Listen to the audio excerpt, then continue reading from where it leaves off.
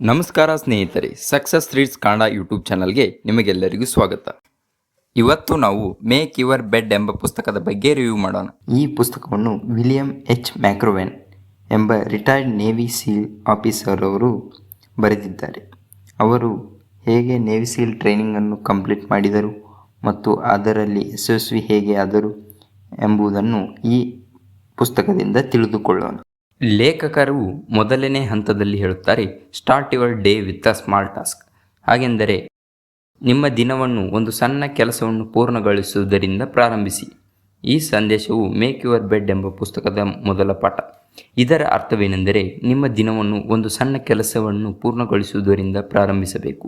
ಉದಾಹರಣೆಗೆ, ಬೆಳಿಗ್ಗೆ ಹಾಸಿಗೆಯನ್ನು ಸರಿಯಾಗಿ ಫೋಲ್ಡ್ ಮಾಡಿ ಇಡಬೇಕು, ಅಂದರೆ ಸರಿಯಾಗಿ ಮಡಚಿ ಇಡುವುದು.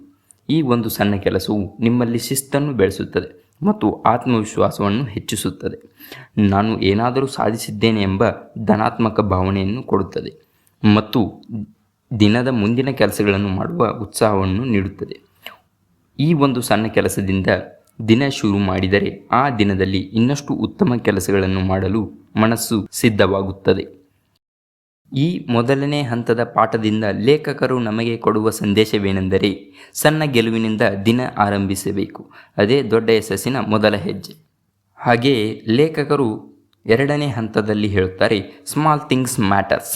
ಹಾಗಂದರೆ ಚಿಕ್ಕ ವಿಷಯಗಳು ಮಹತ್ವವನ್ನು ಹೊಂದಿರುತ್ತವೆ. ನಮ್ಮ ಜೀವನದಲ್ಲಿ ದೊಡ್ಡ ಸಾಧನೆಗಳಿಗಿಂತ ಚಿಕ್ಕ ಚಿಕ್ಕ ಅಭ್ಯಾಸಗಳು, ಕೆಲಸಗಳು ಮತ್ತು ನಡೆದುಕೊಳ್ಳುವಂಥ ಗುಣಗಳು ಹೆಚ್ಚು ಪ್ರಭಾವ ಬೀರುತ್ತವೆ. ಪ್ರತಿದಿನ ಸಮಯಕ್ಕೆ ಸರಿಯಾಗಿ ಏಳುವುದು ಮತ್ತು ಓದುವುದು, ಸ್ವಚ್ಛತೆ ಕಾಪಾಡುವುದು, ಒಳ್ಳೆಯ ಮಾತು ಮಾತನಾಡುವುದು, ಸಣ್ಣ ಪ್ರಯತ್ನ ಮಾಡುವುದು, ಇವೆಲ್ಲವೂ ಭವಿಷ್ಯದಲ್ಲಿ ದೊಡ್ಡ ಫಲಿತಾಂಶವನ್ನು ಕೊಡುತ್ತದೆ.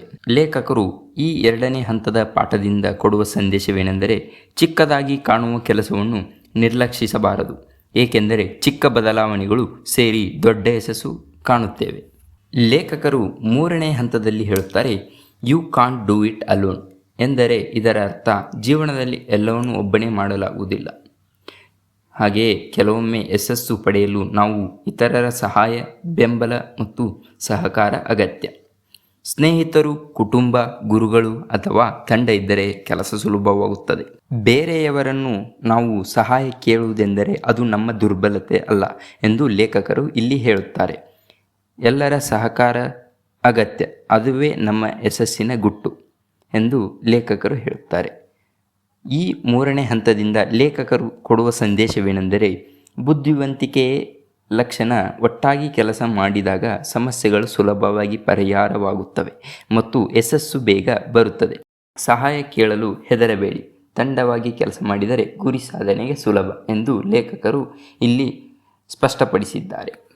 ಲೇಖಕರು ಹೇಳುತ್ತಾರೆ, ಯಾರೇ ಆಗಿರಲಿ, ದೊಡ್ಡವರೇ ಆಗಿರಲಿ, ಚಿಕ್ಕವರೇ ಆಗಿರಲಿ, ಶ್ರೀಮಂತರೇ ಆಗಿರಲಿ, ಬಡವರೇ ಆಗಿರಲಿ, ಪ್ರತಿಯೊಬ್ಬರಿಗೂ ಗೌರವವನ್ನು ಕೊಡಬೇಕು. ನಾವು ಇತರರನ್ನು ಗೌರವಿಸುವುದರಿಂದ ಅವರು ಕೂಡ ನಮ್ಮನ್ನು ಗೌರವಿಸುತ್ತಾರೆ. ಗೌರವದಿಂದ ಮಾತನಾಡುವುದು, ಕೇಳುವುದು ಮತ್ತು ವರ್ತಿಸುವುದು ಒಳ್ಳೆಯ ನಾಯಕತ್ವದ ಲಕ್ಷಣ.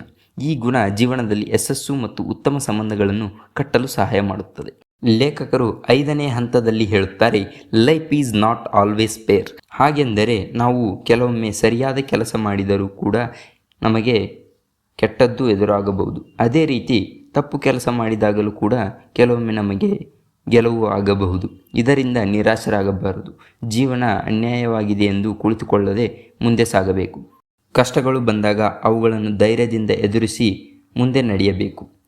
ಆವಾಗಲೇ ನಮ್ಮ ಜೀವನವು ಬದಲಾಗುತ್ತದೆ. ಜೀವನದಲ್ಲಿ ಜಯಕ್ಕಿಂತಲೂ ಪ್ರಯತ್ನ ಮತ್ತು ಹಠವೇ ಮುಖ್ಯ ಎಂದು ಲೇಖಕರು ಐದನೇ ಹಂತದಿಂದ ನಮಗೆ ಸಂದೇಶವನ್ನು ಕೊಡುತ್ತಾರೆ. ಈ ಪುಸ್ತಕದಿಂದ ನಾವು ತಿಳಿದುಕೊಳ್ಳಬೇಕಾಗಿದ್ದೇನೆಂದರೆ, ದಿನವನ್ನು ಸಣ್ಣ ಕೆಲಸ ಮಾಡುವುದರಿಂದ ಶುರು ಮಾಡಬೇಕು. ಹಾಗೆಯೇ ಚಿಕ್ಕ ವಿಷಯಗಳನ್ನು ನಿರ್ಲಕ್ಷಿಸಬಾರದು. ನಮ್ಮ ಕೆಲಸಗಳಿಗೆ ಬೇರೆಯವರ ಸಹಾಯವನ್ನು ಪಡೆಯಬೇಕು. ಹಾಗೆಯೇ ಎಲ್ಲರಿಗೂ ಗೌರವವನ್ನು ಕೊಡುವುದನ್ನು ಕಲಿಯಬೇಕು ಮತ್ತು ಜೀವನ ನಾವು ಅಂದುಕೊಂಡಂತೆ ಇರದು ಎಂದು ಅರ್ಥ ಮಾಡಿಕೊಳ್ಳಬೇಕು. ಇದೇ ರೀತಿ ಪುಸ್ತಕದ ವಿವರಣೆಯನ್ನು ತಿಳಿದುಕೊಳ್ಳಲು ಸಕ್ಸಸ್ ರೀಡ್ಸ್ ಕನ್ನಡ ಯೂಟ್ಯೂಬ್ ಚಾನಲನ್ನು ಸಬ್ಸ್ಕ್ರೈಬ್ ಮಾಡಿ. ಧನ್ಯವಾದಗಳು.